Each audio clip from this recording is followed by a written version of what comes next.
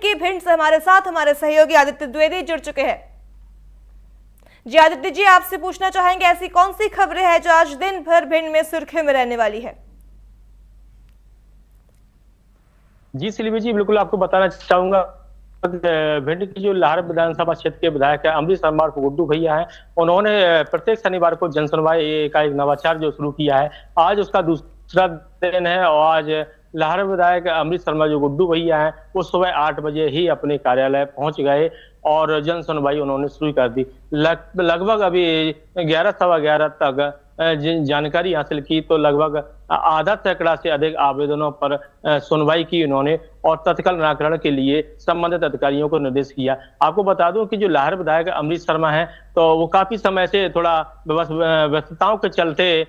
थोड़ा लाहौर की जनता से थोड़ा दूर थे, इसीलिए उनको समय भी नहीं दे पा रहे थे। तो अब उन्होंने ये शनिवार का दिन चुना है और इसी दिन जो भी जनता को लाहौर क्षेत्र की विधानसभा की जनता है, उसको जो भी समस्या, किसी प्रकार की समस्या, यदि उसका काम नहीं हो रहा है, पटवारी नामांतरण नहीं कर रहा है या तहसील कार्यालय के चक्कर काट रहे हैं, सेक्रेटरी कुछ घूस मांग रहा है, काम नहीं हो रहा है, रुक रही है, तो ऐसी तमाम शिकायतें हैं जो विधायक जी के समक्ष लेकर लाहौर क्षेत्र की जनता पहुंचती है और आवेदन भी अपने दिए जा रहे हैं। तो इतना ही नहीं, उन आवेदनों पे लाहौर विधायक जो अमरीश शर्मा गुड्डू भैया हैं, वो तत्काल फोन करते हैं अधिकारियों को, सीधे तौर पर दो टूक कहते हैं निराकरण के लिए, कार्रवाई के लिए कहते हैं कि ताकि ये कार्रवाई हो। ऐसा नहीं है, उनके अधिकारियों को उनको अवगत कराने के बाद जो पब्लिक है, जो जनता है, जो आती है आवेदन लेके, तो उन पर तत्काल कार्रवाई भी की जा रही है। और ये जो नवाचरण उनके द्वारा जो किया गया है शनिवार को जन सुनवाई का, ये सुबह 8 बजे ही पहुंच जाते हैं और लगभग देर रात्रि तक ये जन सुनवाई उनकी चलती है। जैसे कि पिछले शनिवार को जब जन सुनवाई की शुरुआत की गई थी विधायक अमरीश शर्मा के द्वारा, तो लगभग 200 सैकड़ा से अधिक जो है आवेदन आए हुए थे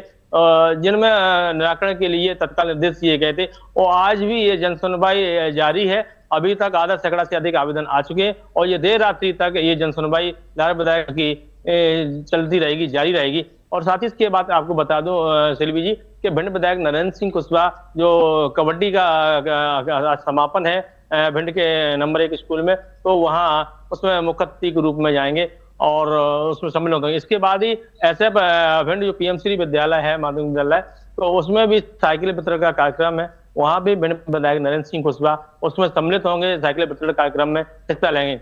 इसके साथ ही आपको बताऊं सिलीवी जी, भिंड रतिया सांसद जो संध्या राय है, वो भी आज ग्वालियर से भिंड अपने बंगले पर आएंगे, 2 बजे लगभग वो बंगले पहुंचेंगे। उसके बाद ही वो स्थानीय कार्यक्रम में वो भी हिस्सा लेंगे। और साथ ही आपको बता दूं कि भिंड में जो शिक्षा विभाग के लगातार चुस्त दुरुस्त की बात सामने आई है, जैसे मुख्य सचिव ने जो बैठक की है, उसके बाद में सीधे निर्देश दिए हैं कि सबसे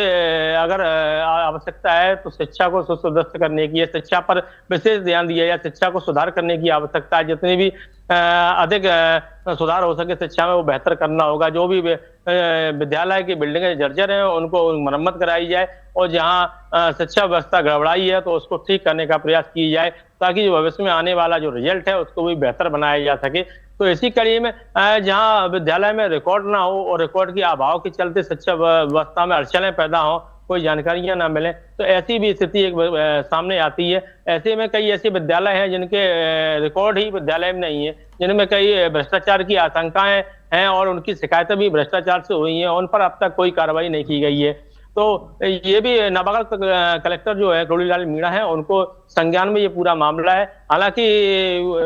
उनके माध्यम से भी ये टीमें गठित की जा रही हैं, जो इस प्रकार की जो संबंधित शिकायतें आ रही हैं उसको लेकर भी भिंड कलेक्टर जो नवागत कलेक्टर है रोड़ीलाल मीणा, वो भी काफी सख्त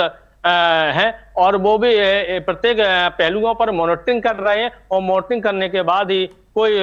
टीम गठित की जाएगी और उसके बाद में धड़ल्ले से कार्रवाइयां शुरू की जाएंगी। तो ये कहीं ना कहीं अभी हाल ही में आए हुए हैं, अभी कुछ ज्यादा दिन नहीं हुए हैं नवागत कलेक्टर रोड़ीलाल मीणा को, तो अभी वो हर पहलू को हर नजर से देख रहे हैं और कहाँ कैसी आवश्यकता होगी उस हिसाब से वो कार्रवाई की जाएगी। इसके साथ ही आपको बता दूं कि जिस तरीके से सिरप की वजह से जो लोग बीमार हुए हैं उसको लेकर भी यहाँ भिंड में और जो औषधालय इंस्पेक्टर है वो भी लगातार मेडिकलों के निरीक्षण किए जा रहे हैं और उन जो अवैध तरीके से जो मेडिकल संचालक हैं उनको भी कार्रवाई की जा रही है। और जिस तरीके से जो दवाइयां मिल रही हैं, सिरप वगैरह मिल रही हैं, उनको भी से हटाने की कार्रवाई की जा रही है। और सील्ड जो ज्यादा मात्रा में जितनी है उसको जब्ती भी की जा रही है। जी सिल्वी जी। जी आदित्य जी, तमाम जानकारी के लिए आपका धन्यवाद। तो ये थे भिंड से हमारे साथ हमारे सहयोगी आदित्य द्विवेदी, जिन्होंने उन खबरों का जिक्र किया जो आज दिन भर भिंड में सुर्खियों में रहने वाले हैं।